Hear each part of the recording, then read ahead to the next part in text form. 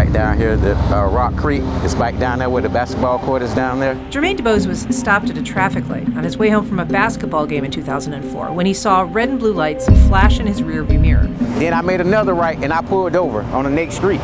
Tubos says he assumed the officer was on a call and just wanted to pass him. He was wrong. No, he didn't ask me. He comes with the firearm to my face. I tell him I got license and registration, I'll get out the car. He puts his gun back into his holster and tell me, yeah, you're gonna get the F out the car. The officer pulled Tubos out of his car and dragged Jacksonville into one of the longest and costliest lawsuits in city history. A jury eventually awarded Tubos $372,000 for false arrest and battery. Completely surprised, to be honest with you. Jacksonville Sheriff Mike Williams was shocked by the verdict, but it's part of a pattern of claims that have cost Jacksonville taxpayers millions of dollars. The On Your Side investigators obtained 10 years worth of records from JSO for claims ranging from brutality to wrongful death. They show the city shelled out more than $12.5 million from 2006 to the present, including 22 cases that each cost more than $100,000. There are also 50 new lawsuits pending, including an excessive force case filed against a juvenile corrections officer caught slamming a handcuffed teenager into a wall.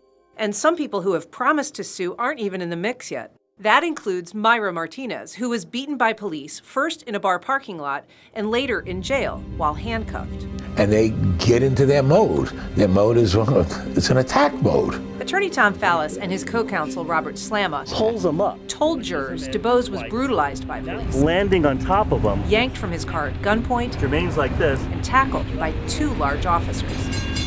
I'm small, the wind is out of me. So when they slam me to the pavement, like this, throwing them straight down to the ground.